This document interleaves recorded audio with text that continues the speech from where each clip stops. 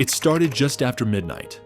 Quiet, cold, and still, until flashing red and blue lights cut across the neighborhood like something out of a crime documentary. Within minutes, police units were parked outside Ryan Martin's high-security garage, the same place fans know as the beating heart of the Fireball operation. But tonight, it wasn't a camera crew pulling up. It was law enforcement responding to a call that none of them expected to take. Neighbors told dispatchers they heard metal crashing, a deep, mechanical roar that didn't sound like any normal engine, and a burst of smoke spilling from the garage vents. One caller swore they saw a bright flash, like something exploded. Officers thought they were walking into either a break-in, a fire hazard, or possibly an accident involving volatile equipment. But the moment they stepped inside, every expectation dropped. There was no fire, no intruder, no chaos. Instead, something far stranger sat in the center of the dimly lit space. An object so unusual, so industrial, and so completely out of place in a residential setting that officers froze as soon as their flashlights hit it. The scene was quiet, but tense. Even the most experienced among them couldn't tell whether they were looking at a high-tech machine or something dangerously improvised. Within 60 seconds, the call went out for additional units. This wasn't going to be a quick check. This was something else entirely. And what police would eventually learn about that object, and why it was sitting inside Ryan Martin's garage that night, would spark rumors across the entire racing community. Because what they found wasn't illegal, but it left every officer in the room shocked. Before the police ever stepped foot inside his garage, Ryan Martin had already built a reputation as one of the most meticulous, calculated, and fiercely competitive racers to ever appear on Street Outlaws. His signature Fireball Camaro wasn't just a car, it was a symbol of relentless engineering, sleepless nights, and a level of precision most racers never reach. Fans see him dominate no prep kings, trading blows with the fastest men in America. But behind every victory is a private world he rarely lets anyone enter: his garage. Ryan's garage isn't a simple workspace. It's a fortress of innovation, filled with tightly guarded equipment, prototype parts, custom machined components, and tuning data that could give any competitor an advantage if they ever got their hands on it. Inside those walls, horsepower numbers are pushed beyond what most consider safe. New combinations are tested long before they're ever revealed to the public. It is the place where Fireball engines are born, and sometimes destroyed. But the same secrecy that keeps his edge on the track also fuels speculation. Fans wonder what he's working on next. Rivals whisper about impossible horsepower numbers. Even veteran racers say that when Ryan closes the garage door, he's tinkering with ideas that sound closer to aerospace engineering than drag racing. So when police entered that protected space in the middle of the night, they weren't stepping into a simple hobby shop. They were stepping into a private laboratory, an experimental zone where one wrong move can blow apart months of testing. And on that particular night, the thing sitting in the center of the room, the object officers mistook for something far more dangerous, was part of Ryan's world that almost nobody had ever seen. For the first time, outsiders were getting a look inside the Fireball operation, and they weren't ready for it. The chain of events that led police to Ryan Martin's garage began hours before they ever arrived. Throughout the evening, neighbors heard bursts of metallic clanking echoing through the still air, heavy, rhythmic impacts that didn't sound like tools dropping, but more like machinery slamming under pressure. Then came a low, deep whine that one neighbor compared to a jet engine spooling up, followed by a sudden silence that made everything feel even more unsettling. But what truly triggered the call was the smoke. Around 12:15 a.m., a thin plume rose from one of the rooftop vents of Ryan's garage. In the darkness, illuminated by a backyard security light, the smoke looked darker than exhaust, denser, almost mechanical. Minutes later, another burst shot out, pulsing like something overheating or burning from the inside. One neighbor panicked, thinking the garage was catching fire. Another believed someone might be trapped inside. A third claimed they heard a boom, sharp enough to rattle a window, whether real or imagined. The fear was real enough to send multiple calls to 911. Dispatch didn't treat it like a minor noise complaint. With possible fire, hazardous materials, or a mechanical explosion involved, the responding officers were instructed to approach cautiously. They expected to find a runaway engine, a blown fuel line, or maybe even a burglar who had triggered equipment while trying to escape. But nothing prepared them for what was actually inside. The moment officers stepped through the side entrance, they saw no flames, no broken windows, and no intruder. Instead, they were met with a dimly lit shop filled with strange machines, exposed metal frameworks, tanks, wires, and a large object at the center that looked nothing like automotive equipment to their untrained eyes. The report said, possible explosion. What they found looked even stranger. When the officers crossed the threshold into Ryan Martin's garage, the silence inside was almost unnerving. Their flashlights swept across polished concrete floors, revealing tools neatly arranged, workbenches lined with precision instruments, and massive engine blocks sitting like sculptures in the shadows. But none of that stopped them in their tracks. What did was the object positioned dead center in the room. It was large, metallic, and bristling with wires and pressure lines. In the dim light, its profile looked angular and industrial. Something closer to a laboratory test chamber than anything an average person would keep in a garage. Thick steel bracing wrapped around a cylindrical core, coils of wiring bunched around the sides. A cluster of valves, tanks, and gauges protruded from the rear, some still warm from recent use. To the officers, it resembled a hazardous device. To a racer, it was a prototype engine test rig. But police had no way of knowing that. The garage smelled faintly of burnt methanol and hot metal, completely normal in the racing world, but deeply alarming to someone expecting a house fire or chemical leak. One officer moved closer, shining his flashlight over the frame. The more he saw, the less sense it made. Exposed ignition components, insulated tubing, a remote start module wired to an external control board. None of it matched anything they were trained to identify. "Step back," one officer said quietly. A second officer reached for his radio. Protocol demanded caution. Anything that looked unstable or improvised required backup, evaluation, and possibly hazardous material specialists. And with neighbors reporting flashes and booms, they couldn't take any chances. Within moments, additional units were requested. What began as a suspected fire or break-in had turned into something entirely different, something none of them had the experience to classify. And the strangest part? This wasn't even the most extreme piece of equipment Ryan kept in that garage. For fans, Ryan Martin's garage is a place of legend. But for those who have actually stepped inside, it's something far more intense.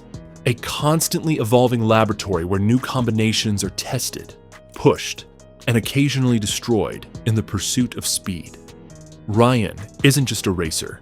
He's a builder who operates at the edge of what engines are capable of. And that means his shop contains equipment most people will never see because it isn't meant for public display.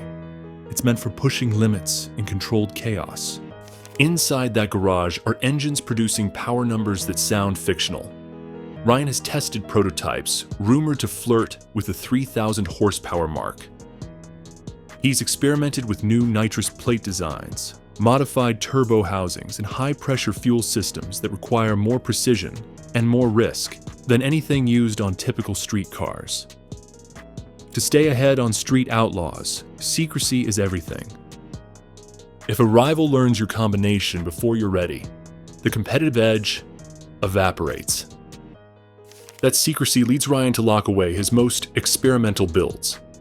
Some engines sit half-assembled, waiting for specialty parts.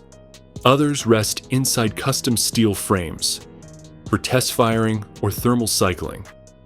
To anyone unfamiliar with racing, these setups look alarming. Exposed wiring, pressure tanks, ignition boxes, and structural bracing that resembles industrial machinery rather than car parts. And that brings us to the object police found in the center of the room that night. This wasn't some random contraption thrown together. It was one of Ryan's most confidential prototypes, something he had been developing quietly, away from cameras, crews, and curious eyes. Something powerful enough that even experienced racers would approach it with caution.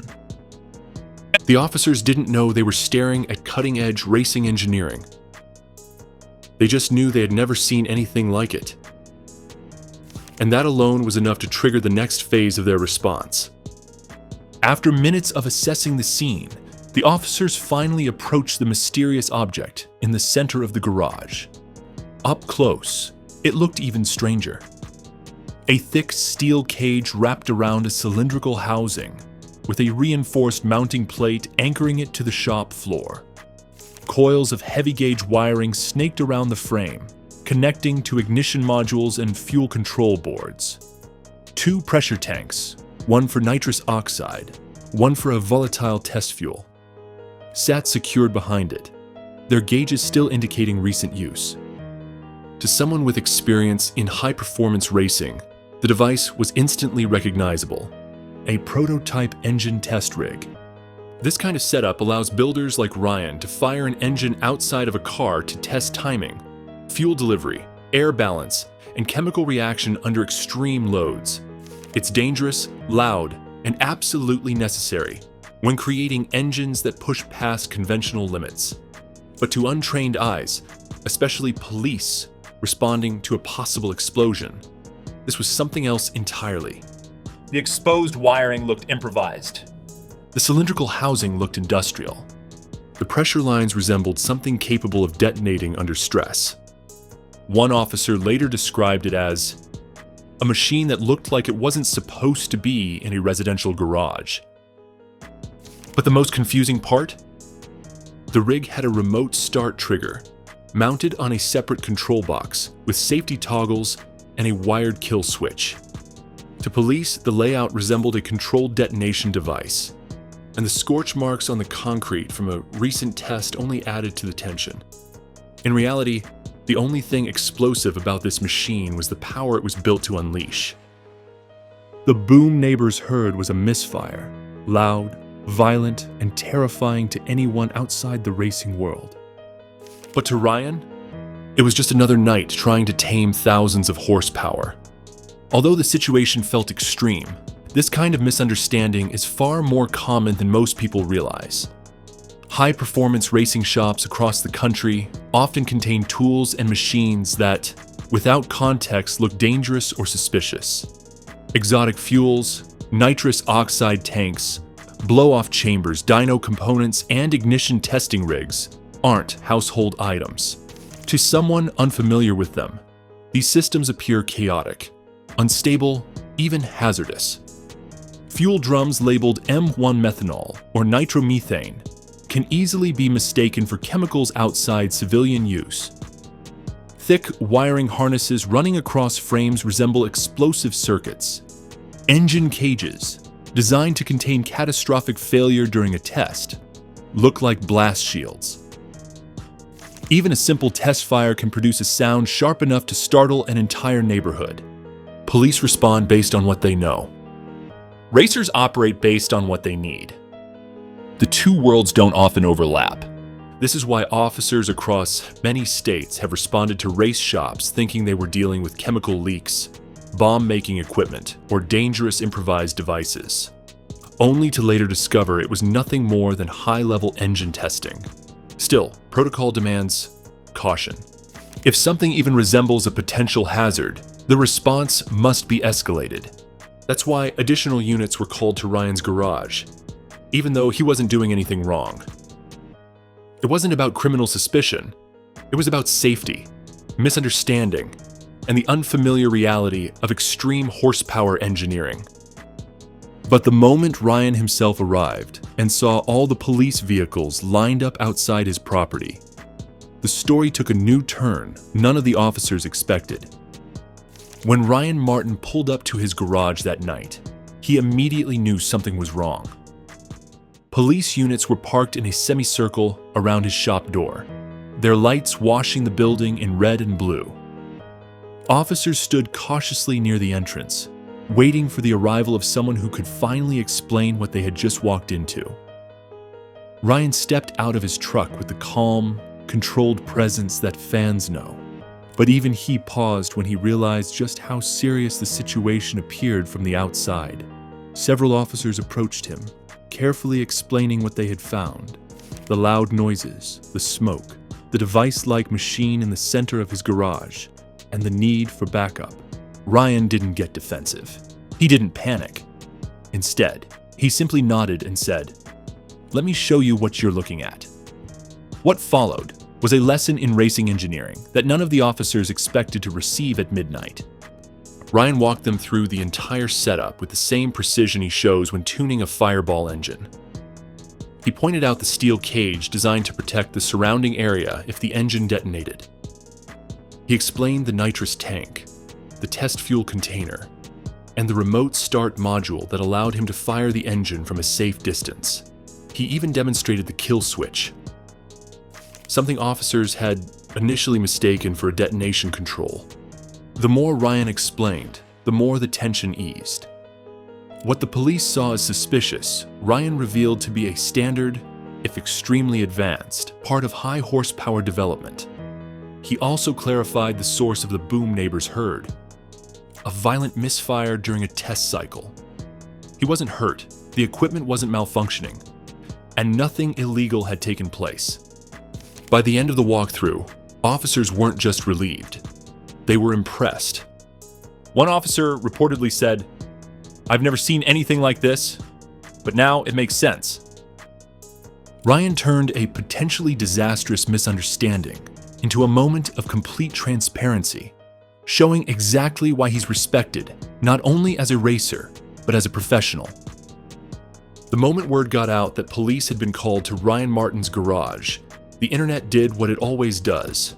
It ran wild. Within hours, social media pages, fan groups, and rumor boards were flooded with theories. Some were dramatic, some were ridiculous, and almost all of them were wrong. Screenshots spread claiming Ryan's shop was raided. Others insisted the Fireball Camaro had blown up, or that Ryan had been involved in a dangerous accident. A few posts even speculated about illegal modifications or secret racing weapons. The louder the rumor, the faster it moved. Some YouTube channels began uploading exaggerated breakdowns before any facts had even surfaced, while Facebook threads argued endlessly about what the police had actually found. What fueled the fire was simple: Ryan's reputation for secrecy and innovation. Fans know he experiments with combinations others consider impossible. Rivals whisper about unheard-of horsepower numbers. That mystique made it easy for speculation to spread. People filled the gaps with whatever story sounded the most dramatic. Meanwhile, the truth was far more grounded. There was no raid, no illegal activity, no hidden conspiracy. It was a misunderstanding born from unfamiliar equipment, strange noises, and a late-night test session that got louder than Ryan intended. But online audiences often prefer shock value over reality. For days, the situation spiraled into everything from conspiracy theories to memes to fake insider reports. Some fans defended Ryan, others believed the worst. But when Ryan's team finally addressed the situation, explaining exactly what had happened and why police had been called, the real story began to overshadow the rumors. Fans who knew him best weren't surprised. They've always understood that cutting-edge performance can look extreme to anyone on the outside. The rumor storm eventually died down, but the event became part of Fireball lore, a reminder that the line between innovation and misunderstanding can be razor thin. As the dust settled, one truth became undeniable. The shocking discovery that had pulled police into Ryan Martin's garage wasn't a crime, a disaster, or a scandal. It was a window into the sheer intensity of his racing world. Something most fans never get to see. Something most outsiders could never understand without witnessing it up close. the machine officers mistook for a potential hazard was actually a symbol of Ryan's relentless pursuit of speed. It represented the long nights, the sleepless experimentation, the willingness to test components until they either break or break records. It showed just how far he pushes his equipment before it ever hits the track. In a strange way, the Misunderstanding highlighted not danger, but dedication. It also reminded fans why Ryan sits at the top of the racing world. He doesn't rely on luck. He doesn't rely on hype. He relies on constant refinement, innovation, and a work ethic that borders on obsessive. Police weren't shocked because something illegal was happening. They were shocked because they had stumbled into a level of engineering they simply weren't prepared for. The intensity, the machinery, the power contained in that room. It was unlike anything they had seen in a residential setting. For fans, the story added depth to the Fireball legacy. It peeled back the curtain on the grueling process behind the victories, and it reaffirmed that for Ryan Martin, the pursuit of speed doesn't stop when the cameras stop rolling. It happens late at night, behind closed doors, where the only witnesses are tools, engines, and sometimes, unexpectedly, local law enforcement. The final irony? The prototype officers discovered that night may become one of the most powerful builds Ryan has ever created. Some say it's already running. Some say it's headed for the next No Prep King season. Whatever the truth is, one thing is certain. The only thing truly explosive in Ryan Martin's garage is the horsepower he's still chasing.